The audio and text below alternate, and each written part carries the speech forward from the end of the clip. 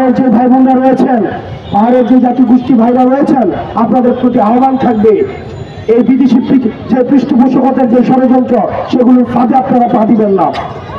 যে যেই পরিচয় হোক না কেন, আজকে যারা হামলার নেতৃত্ব দিয়েছে, হামলার অংশগ্রহণ করেছে, তাদেরকে গ্রেফতার করে তাদেরকে শাস্তির আওতায় নিয়ে আসতে হবে। আজকে আমরা দেখছি ঘোষণা দিয়ে এলসিটিভির সামনে আজকে আক্রমণ করা হয়েছে। যারা অপরাধী তাদের ছবি জাতির কাছে স্পষ্ট, যারা হামলা করেছে তাদের ছবি জাতির কাছে স্পষ্ট, যারা আমার ভাই বন্ধুর উপরে হামলা চালিয়েছে তাদের ছবি সবার সামনে স্পষ্ট। কিন্তু আমরা দেখছি তাদেরকে কোনোভাবে সেফ এক্সিট দেওয়ার জন্য ট্যাগিং ব্যানিং গেম শুরু হয়েছে, যেটি আমাদের গত 1.5 যুগের ফেসিবাদী যে কাঠামো রয়েছে, এই কাঠামো রয়েছে সাইক্লিক্যাল যে চর্চাটি অব্যাহত রয়েছে। আমরা স্পষ্টভাবে বলতে চাই, এবং এই জাতিগত আমাদের এই সম্প্রীতিকে যারা পুঁজি করে, যারা এই বিভেদকে পুঁজি করে, যারা হচ্ছে দেশ বিভাগের, ভূখণ্ড বিভাগের ষড়যন্ত্রে যারা লিপ্ত হচ্ছেন, দেশীয় ষড়যন্ত্র এবং বিদেশি ষড়যন্ত্রে যারা পা দিচ্ছেন, তারা হচ্ছেন বাংলাদেশের শত্রু। আমাদের সবার পরিচয় আমরা বাংলাদেশি, সেটির পরেও আমাদের প্রত্যেকটা জাতি নিজস্ব পরিচয়ে এই বাংলাদেশ ভূখণ্ডে অবস্থান করবে। তাদের যে সংস্কৃতি রয়েছে, তাদের যে ভাষা রয়েছে, নিজের যে সত্তা রয়েছে, এই সত্তা, সংস্কৃতি এবং ভাষা সেটি গর্বের সাথে এই ভূখণ্ডের মধ্যে প্রচার করবে। কিন্তু আমরা দেখছি আমাদের এই জাতিগত সম্প্রীতিকে উপেক্ষা করে আমাদের এই জাতিগত বিভাজনের জন্য ষড়যন্ত্র লিপ্ত হয়েছে, এবং ভূখণ্ড বিভাজনের জন্য দেশীয় এবং বিদেশীয় বিভিন্ন ষড়যন্ত্র সেখানে ব্যবহার করা হচ্ছে। এবং দুঃখজনক বিষয়, এই ফ্যাসিবাদের সময় যে ট্যাগিং ব্যামিং এর রাজনীতি ছিল, আজকে আমরা দেখছি এই হামলার পরে আবার এই ট্যাগিং ব্যামিং এর রাজনীতির পুনরাবৃত্তি করার চেষ্টা করা হচ্ছে।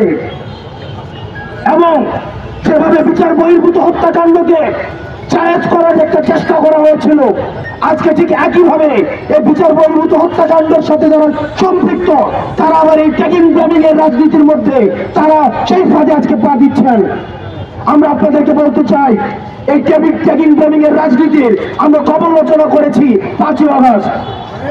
এই 5ই আগস্ট পরবর্তীতে আমরা বারবার বলছি, গর্দান এবং তলোয়ার একসাথে কখনোই থাকতে পারে না।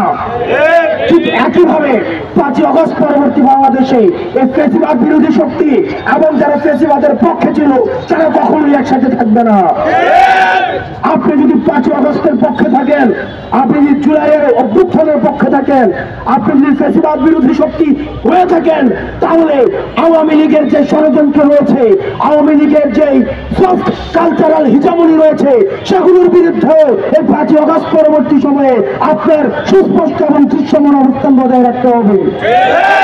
এই অত্যন্ত পরিতাপের বিষয়, 5ই আগস্ট পরবর্তী সময়ে আমরা দেখছি আওয়ামী লীগের যে কালচারাল হিজামনি, সেই হিজামনিকে আবার টিকে আনার জন্য, সেটাকে আবার রিইনস্টল করার জন্য আমাদের দেশের কালচারাল একটা হিজামনি, যারা মানুষকে ট্যাগিং এবং ব্লেমিং এর মধ্য দিয়ে এই শাসন এবং শোষণকে, যারা হচ্ছে এই গত 15-16 বছরের যারা হচ্ছে এই আওয়ামী লীগের অপশাসনকে যারা ন্যায্যতা দিয়েছে, তারা আবার সক্রিয় হচ্ছে। প্রিয় দেশবাসী, আপনাদের এই বিভাজনের বিপক্ষে আপনাদেরকে ঐক্যবদ্ধ থাকতে হবে। তারা করতে চাইবে বিভাজন, আমরা থাকবো ঐক্যবদ্ধ।